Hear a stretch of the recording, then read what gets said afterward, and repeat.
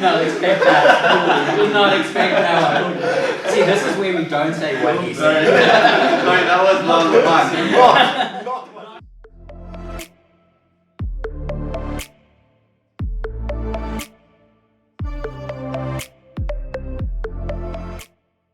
Well, it depends on the client. So we can't say something is essential and something's not essential. So at the end of the day, it depends on what the client wants and what the user needs. A play button, maybe? Well, obviously, that's a play button. There's a lot of essentials that, say Netflix or say Amazon Prime, like everything has common things that's involved in the process. But at the end of the day, it all depends on if the client wants that or not. I'd say that one of the best things that you can do to get retained users is have the best recommendation and algorithm that you can find. I think that's a very important part to keep the users that you get. From a design perspective, I believe that a user interface firstly is vitally important, and the way that you allow that to be presented to a user makes a huge difference. And obviously, I mean, every one of these OTT and VOD platforms has some sort of interface. I think it's about the fine details within that. I also think that just being in the industry within what we are kind of doing, which is VOD and OTT, we're delivering media and content. So for me, a feature that is imperative is the video quality and video playback. So how do we enhance and make sure that a user, wherever they are, whatever their circumstances, whether they have great internet, lesser device or a bigger device or whatever platform they're experiencing it on, how can we provide the best possible picture quality and video quality to our users' needs.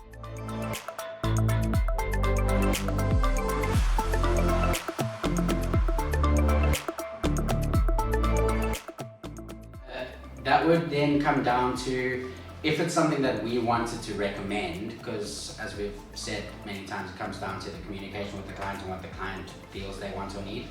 But if it's coming down to how would we recommend what the best things are to maintain, it would be making sure that we keep an eye on the analytics, and just find out what's actually happening in the app. Make sure if it's crashing in various places, you need to make sure you're fixing that. If people are watching more of this content, then make sure that you are maintaining wherever the user is going. So, and with the experience and expertise, we know what the newest and greatest technology will come in. So we try to prioritize that and communicate with the client that this is what's the current trending techniques, and that's why we want to try. So we communicate with the client then, and we say, you know what, this is what's happening, and this is what we want to prioritize with. And if the client says yes, we do it. Similar to what Mr. Wayne and Mr. Ian said, all boils down to the client's needs, wants, fixes. As Ian said as well, the expertise in this in Hooligan is vast, so they're ready to hit the ground running. You guys got it.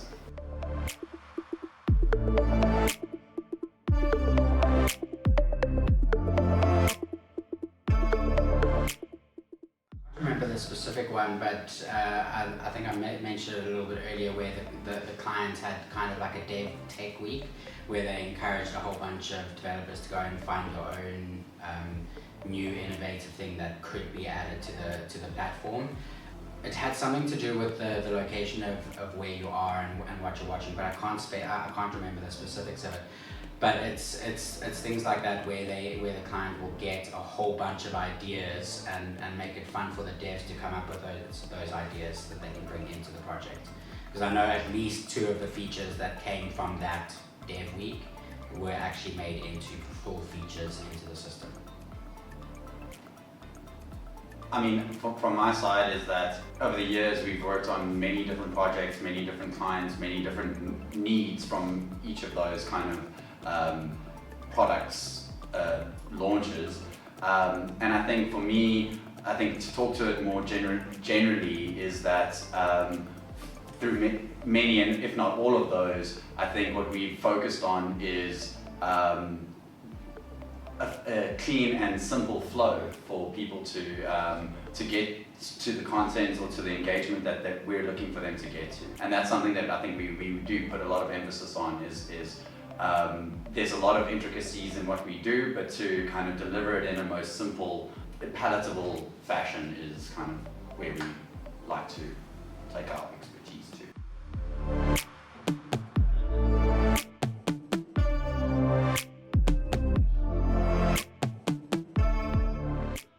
So we try to communicate as much as possible in Hooligan development, and we want the client to be happy and we want the users to be happy. And the end goal is to make the client money. That's the end goal. And in order to do that, the users needs to have a good user experience, needs to have a good and happy feeling when they come into the application.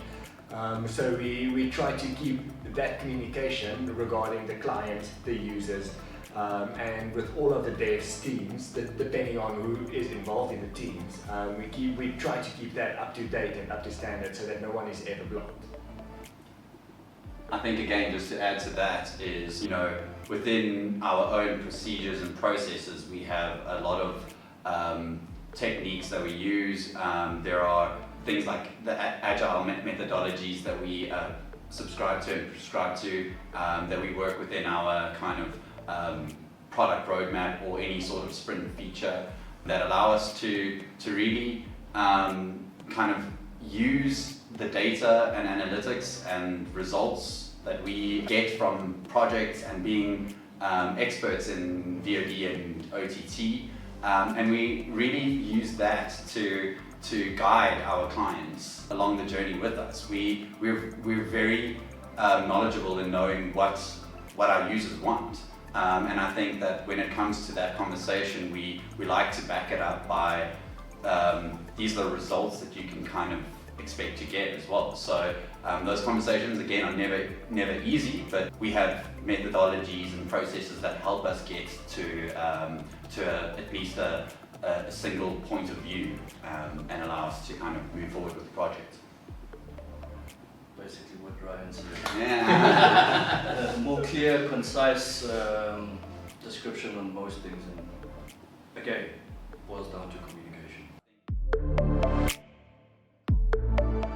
The big mistake that people have with their kind of launching of a product is that they've prioritized features that potentially are not what the user really is interested in, and they think that maybe being innovative is what differentiates them, and they forget about the basics. And I think that for me is one of the things that is the most important thing that we don't really need to talk about, because it's for us is what we take as that is for granted. We need it to be that way, and I think we've seen launches and applications and platforms come out where there's some bare basics that we feel is not up to the standard that we would kind of launch something with.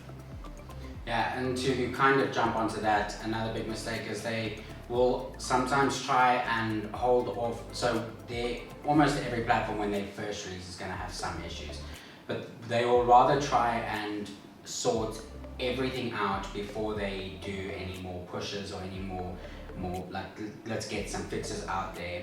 For example, like Disney Plus recently, when they released, there were so many small issues that could theoretically be sorted out very quickly. There's no watch from beginning button. When you stop watching a video and it's in the credits, it still shows up in your continue watching, and then you've got 10 movies that you've already finished that it thinks you need to watch. But it took months for them to release fixes for that, because they were trying to fix all of the other issues as well. Whereas those are like quick, simple things of let's get it out, let's keep the user base happy, rather than have them, you get tweets all the time going, it's been a month and a half, why is it still like this, when it could be sorted out relatively quickly. So reiterating with that, it's the small bug fixes that the priority regarding the small fixes is super important because it's the small details that the users actually see and want. So instead of creating this new super feature, rather focus on the small things and get that to perfection instead of creating this new big thing. Kind of seems like the lack of planning and implementation of certain issues. I can't speak too deep into that as that's more on their side.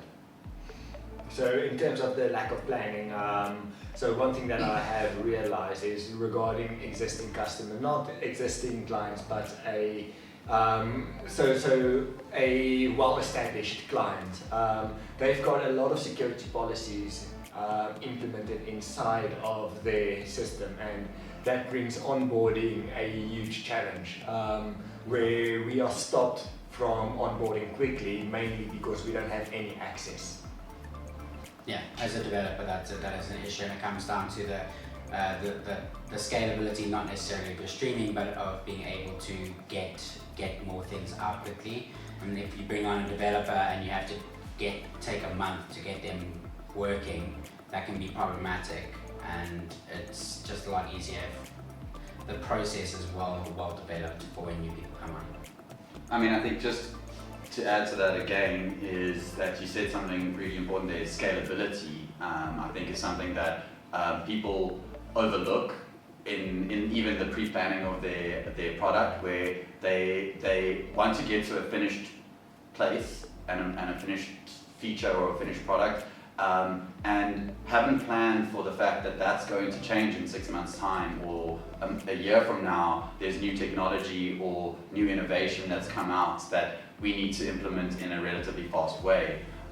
So to plan for scalability is a huge importance in delivering a product.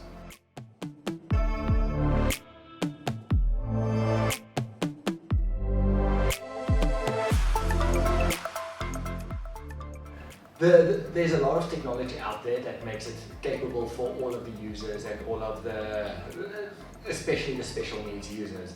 So we focus on that more often than not, and we try to, if we get the features and functionality out for the users that has special needs, then the other users will come easily. It's if we do one, the other one just comes through. So we focus a lot of the special needs as well.